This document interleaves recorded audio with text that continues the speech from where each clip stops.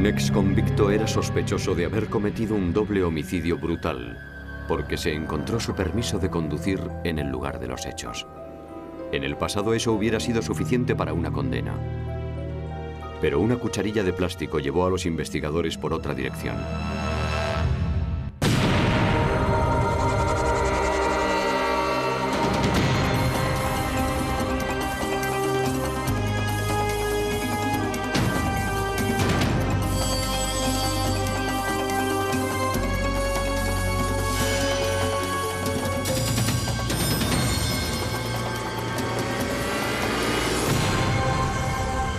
Crímenes imperfectos.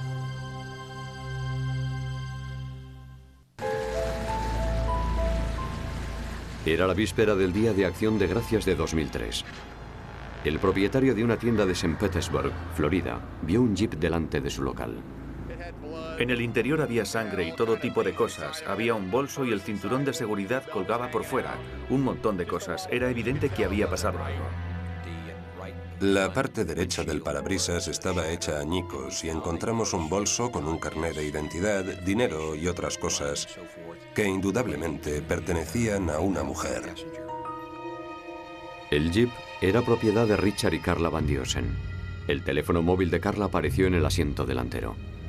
A tan solo unos 800 metros, la policía fue informada por los vecinos de la presencia de dos cadáveres en el camino de entrada a su casa. Fueron identificados como Richard y Carla Van Dusen. Richard yacía boca abajo sobre la tierra de la entrada a la casa y Carla estaba de costado. Ambos habían recibido un tiro en la cabeza. Más tarde supimos por la autopsia que Carla también había sido apuñalada. Richard y Carla llevaban 3 años casados. Tenían 3 hijos mayores de matrimonios anteriores. Mi hijo me dijo que habían muerto. Y yo le pregunté si habían sufrido un accidente. Y le dije, ¿estás seguro? Se lo pregunté varias veces. Entonces me dijo que los habían encontrado muertos y que había sido un asesinato. Y ya no recuerdo nada más. Los investigadores tenían 2 escenarios, el del jeep y el de la zona donde aparecieron los cuerpos. Basándose en la evidencia y en la ubicación de los cadáveres, los investigadores pensaron que el asesino tenía que haber sido un conocido de los Van Dusen. Pensamos que probablemente había habido una tercera persona en el coche con ellos. Y que Richard Van Dusen fue obligado a bajar a punta de pistola, que sin duda le mataron fuera del coche y que dispararon a Carla cuando aún estaba dentro del vehículo. Parece ser que Carla vio lo que estaba pasando. Volvió la cabeza, levantó la mano izquierda y la bala atravesó el parabrisas, su mano y su cabeza.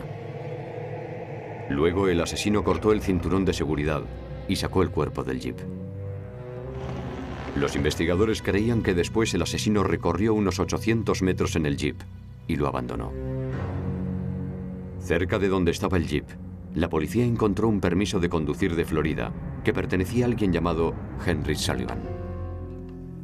Descubrimos que el señor Sullivan tenía un historial criminal bastante extenso y había sido detenido por drogas, agresiones con agravantes y violación de la condicional. Su historial era bastante extenso. Cuando la policía fue a la casa de Henry Sullivan, encontraron una camioneta roja Chevrolet Cheyenne de 1971 aparcada en la puerta. Curiosamente, la camioneta pertenecía a las víctimas Richard y Carla Van Dusen. Estaba totalmente restaurada. Era una camioneta clásica, llamaba mucho la atención. Yo de hecho la describiría como una camioneta realmente única. Cuando le interrogaron, Henry Sullivan negó tener relación alguna con los asesinatos. El hecho de haberse encontrado su permiso de conducir en la escena del crimen hizo creer a la policía que era un caso resuelto. Pero aquello no era más que el principio.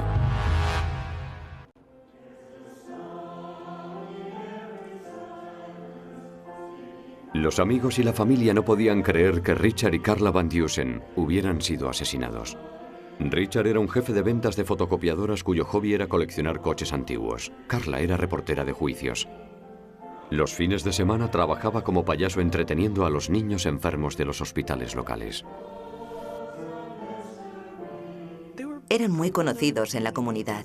Vivían en un pueblecito marinero a las afueras de St. Petersburg llamado Tierra Verde, con preciosas playas de fina arena.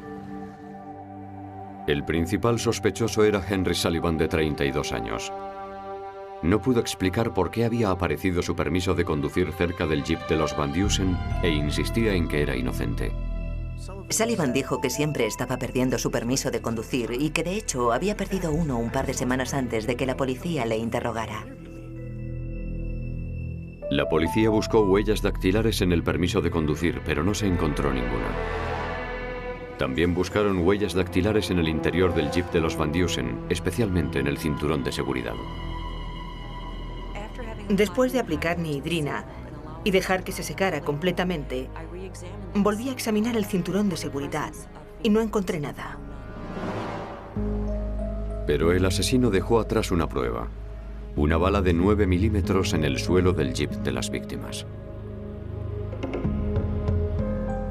Cuando los investigadores registraron el piso de Henry Sullivan, encontraron una pistola de 9 milímetros. Los investigadores descubrieron que Sullivan tenía 2 pistolas de 9 milímetros y eso coincidía con el arma homicida que estaban buscando. Una no estaba operativa. Se hizo una prueba con la otra pistola de 9 milímetros disparándola al interior de un depósito de agua. La bala fue comparada al microscopio con la que había sido encontrada en el jeep de los Van Dusen. La analista Erika Henderson examinó cuidadosamente las características, marcas o estrías que quedan en la bala al pasar por el cañón del arma. Cuando se examina el cañón de un arma de fuego, se ven ranuras y surcos. Estas ranuras y surcos quedan marcados en la bala cuando se dispara el arma, de modo que la bala también tendrá ranuras y surcos. La bala de la prueba y la encontrada en la escena del crimen fueron analizadas repetidamente mientras Henderson comprobaba las marcas una y otra vez. Yo analizo las pruebas. Intento aislarme porque no quiero que luego nadie me diga que mi opinión es parcial. Pero los resultados demostraron que la pistola de Henry Sullivan no era el arma homicida. Entonces, los analistas volcaron toda su atención en la camioneta roja de los Van Dusen encontrada a la puerta de la casa de Henry Sullivan. Cuando estaban examinando el vehículo, surgió otro extraño incidente en esta investigación, que ya era extraña de por sí. Se nos acercó un individuo blanco que se identificó como William Dippervine y nos dijo que él era el propietario de la camioneta, que él había comprado el día anterior. Dippervine vivía en el mismo edificio de apartamentos que Henry Sullivan y dijo que había comprado la camioneta a los Van Dusen justo el día anterior. Dijo que los Van Dusen habían anunciado la venta de la camioneta en un periódico local. Dippervine había ido a verla, la compró y después se la llevaron personalmente los Van Dusen. Dijo que les pagó $6.500 por ella y que cuando se marcharon ya no volvió a verles. Se acercó a nosotros con toda naturalidad y cordialmente. Su actitud no parecía defensiva, ni beligerante, ni nada de eso. La mayor parte de la historia de Dippervine pudo ser corroborada, pero hubo ciertas discrepancias. ¿Qué hacía con una factura de $6.500 si el día anterior Van Dusen le había dicho a un compañero que había encontrado un comprador por $13.500? Eso nos indicaba que allí pasaba algo raro. Dippervine dijo que Van Dusen salió de su casa hacia las 5:30. Pero Carla Van Dusen llamó a su madre a las 6:37 de la tarde con información que contradecía ese dato. La noche en la que les asesinaron, Carla me llamó por teléfono. Estaba muy nerviosa. Me dijo, sí, estoy en el coche, voy conduciendo detrás de Rick y el hombre que ha comprado la camioneta porque él sabe dónde se puede hacer el papeleo esta misma noche. Aunque Carla no mencionó el nombre del comprador, la llamada situó al comprador, que presuntamente era Dippervine, en la camioneta con Richard una hora después de la que, según Dippervine, habían salido de casa. Yo no entendí por qué tenían tanta prisa como para tener que hacer el papeleo aquella misma noche. Deep Irvine negó que él fuera el hombre que iba en la camioneta con Richard Van Dusen. Una investigación más a fondo reveló que aquel no era el primer tropiezo con la ley que había tenido Deep Irvine. Descubrimos que el señor Deep Irvine tenía un extenso historial de detenciones, que acababa de salir de la cárcel y que estaba en libertad condicional. Deep Irvine había cumplido una condena de 9 años por posesión ilícita de armas. Y Henry Sullivan seguía siendo el principal sospechoso. Seguíamos teniendo sospechas de Henry Sullivan, pero no descartábamos la posibilidad de que hubiera otro hombre involucrado en el crimen y que tal vez pudiera haber algo no relacionado con la venta de la camioneta.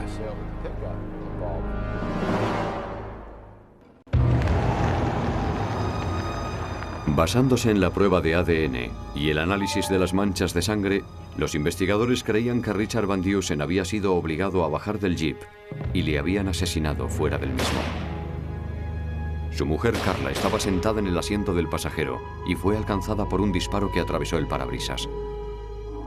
Pero en el volante se encontró sangre que no pertenecía ni a Carla ni a Richard. Las muestras de sangre encontradas en el volante correspondían a sangre humana y las analizamos para buscar el perfil de ADN. Tal vez el asesino se hirió en la mano al cortar el cinturón de seguridad para sacar el cuerpo de Carla y manchó el volante de sangre cuando iba conduciendo el jeep hacia un camino desierto. Los investigadores pidieron una muestra de ADN al principal sospechoso Henry Sullivan. La prueba demostró que la sangre encontrada en el coche no era suya. Sullivan no estaba involucrado en el crimen, así que el misterio era cómo había llegado allí su permiso de conducir. Pronto los investigadores desarrollaron una teoría sobre cómo había llegado hasta allí. Henry Sullivan tenía un hermano al que paró la policía por una infracción de tráfico la noche de los asesinatos, y este dijo que su nombre era Henry. Había otro hombre que usaba el nombre de Henry Sullivan y su fecha de nacimiento. ¿Podía ser él el asesino y el que dejó caer el permiso de conducir en el lugar en el que apareció el vehículo? Justin Sullivan estaba en busca y captura por un arresto no relacionado en absoluto con este caso. Para evitar que le detuvieran, dio el nombre de su hermano. Nos picó la curiosidad hasta tal punto que pensamos que tal vez Justin Sullivan estaba suplantando a Henry y que era muy posible que Justin dejara caer la identificación de su hermano en la escena del crimen. Pero al igual que su hermano, Justin negó tener relación alguna con los asesinatos. Dijo que tenía una coartada, que esa noche estuvo en un club nocturno con unos amigos, cosa que fue corroborada. Entonces los investigadores pidieron a su tercer sospechoso, William Deep Irvine, una muestra de ADN, y este se negó a darla. En ese momento no teníamos ninguna causa probable de que el señor Deep Irvine estuviera relacionado con los asesinatos, de modo que no teníamos información suficiente para conseguir una orden de registro. Sin una orden, la policía no podía obtener una muestra genética directamente de Deep Irvine. Pero había otros medios. Estuvimos esperando a que comiese algo, bebiera algo y lo tirara, masticase chicle y lo tirara, o incluso que escupiese para poder obtener su ADN. Se asignó a un grupo de detectives para seguir a Deep Irvine a todas partes a las que iba, con la esperanza de obtener una muestra de su ADN. Cuando el sujeto va a pie por un centro comercial, actuamos en parejas, de modo que si somos 10 hombres, en realidad somos 5 los que seguimos al sujeto, y hacen falta al menos 8 o 10 personas para seguir a alguien sin que se dé cuenta de que le están siguiendo. Deep Irvine había obtenido el título de licenciado en Derecho estando en prisión y tenía mucho cuidado, bien porque estaba disciplinado o porque sabía que le estaban siguiendo. El señor Deep Irvine es un individuo muy inteligente, no es un asesino cualquiera. Llevaba un tipo de vida muy monótona y muy aburrida. Se levantaba por la mañana y se iba a trabajar. Volvía y se quedaba en su pequeño apartamento y se metía en la cama. Deep Irvine era obrero de la construcción y no tenía vida social alguna. La vigilancia continuó durante meses, sin dar fruto. Pero Deep Irvine cometió un error durante la temporada de compras de Navidad. Se detuvo en una heladería y compró un tipo de helado llamado ventisca. Mi compañero y yo nos quedamos viendo cómo se tomaba el helado, degustándolo lentamente y chupando la cucharilla, y pensamos que de ahí podríamos sacar una muestra del ADN del señor Deep Irvine. Deep Irvine tiró el vaso y la cucharilla que los investigadores se apresuraron a recoger de la basura. La tecnología de hoy es extremadamente sensible y extremadamente poderosa. Y se puede obtener el ADN de la muestra más pequeña de una forma fructífera y segura. Los científicos encontraron saliva en la cucharilla. Extrajeron el ADN y lo compararon con el de la sangre encontrada en el volante del jeep de los Van Dusen. Los resultados no dieron lugar a dudas. El perfil de ADN que se obtuvo del volante coincidió con el de la saliva de William Deep Irvine. No había ninguna duda. William Deep Irvine fue detenido y acusado de homicidio en primer grado. Sin embargo, continuó manteniendo su inocencia. Dijo que su vecino Henry Sullivan era el culpable y que el permiso de conducir así lo demostraba. La decisión tendría que tomarla un jurado. William Deep Irvine admitió que había estado con Carla y Richard Van Dusen la noche en que fueron asesinados. Deep Irvine dijo que había comprado la camioneta a la pareja y que después de pagarles nunca les había vuelto a ver. Pero los fiscales no le creyeron. Dijeron que Van Dusen le entregó el vehículo, pero Deep Irvine no le llevó el dinero. Así que le pidió a Van Dusen que le siguiera hasta la casa de un amigo para dárselo.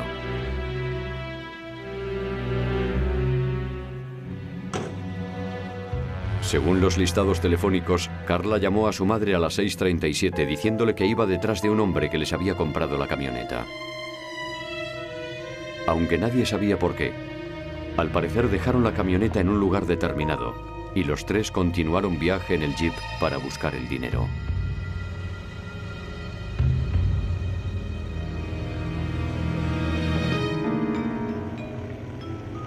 Mientras Deep Irvine llevaba a los Van Dusen hacia un camino desierto, tal vez se dieron cuenta de que no existía ningún amigo ni ningún dinero y que todo era una trampa.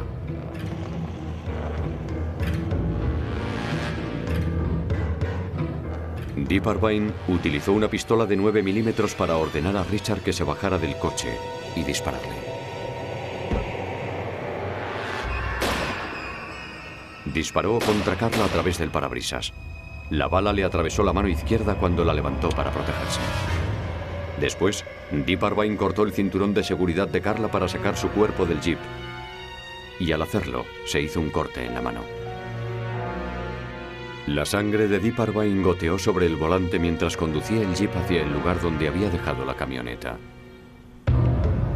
Antes de abandonar el jeep, tiró al suelo el permiso de conducir de Henry Sullivan, que probablemente había robado ya que Sullivan vivía en el mismo edificio de apartamentos que él. Para cubrirse las espaldas, Deep Irvine falsificó la factura de la camioneta por $6.500, la mitad de lo que habían pedido los Van Dusen. El lugar en el que se deshizo del arma sigue siendo un misterio. Estaba de permiso en el trabajo cuando mató a Carla y a Rick. Me dijeron que los investigadores federales consideraban que era un psicópata, un sociópata. Y uno de los fiscales me dijo que no creían que el móvil hubiese sido hacerse con el jeep, sino porque andaba buscando a alguien a quien matar. En el juicio, Deep Irvine insistió en que era inocente y subió al estrado para hacer su propia defensa. En cuanto el señor Deep Irvine subió al estrado, los fiscales se pusieron muy agresivos y fueron a por él, echando abajo todas sus coartadas. Deep Irvine contó una serie de historias en un intento de explicar lo que había ocurrido, pero ninguna de ellas se correspondía con las pruebas físicas. El momento en el que comprendí que era culpable fue después de oír su testimonio completo. llegué a la conclusión de que todas las coartadas que se inventó eran totalmente falsas. El jurado tardó 3 horas en declarar a Deep Irvine culpable y fue sentenciado a muerte. Al final, un poco de saliva en una cucharilla de plástico y un pequeño corte en la mano fueron la clave para descubrir cómo había matado a 2 personas inocentes que simplemente querían vender su camioneta y seguir su camino.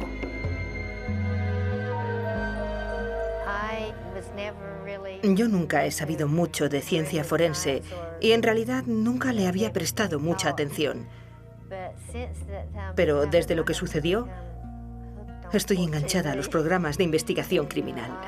Y he aprendido mucho sobre cómo funciona la ley y sobre el papel que desempeña la ciencia forense, especialmente en los casos en los que no hay ningún testigo.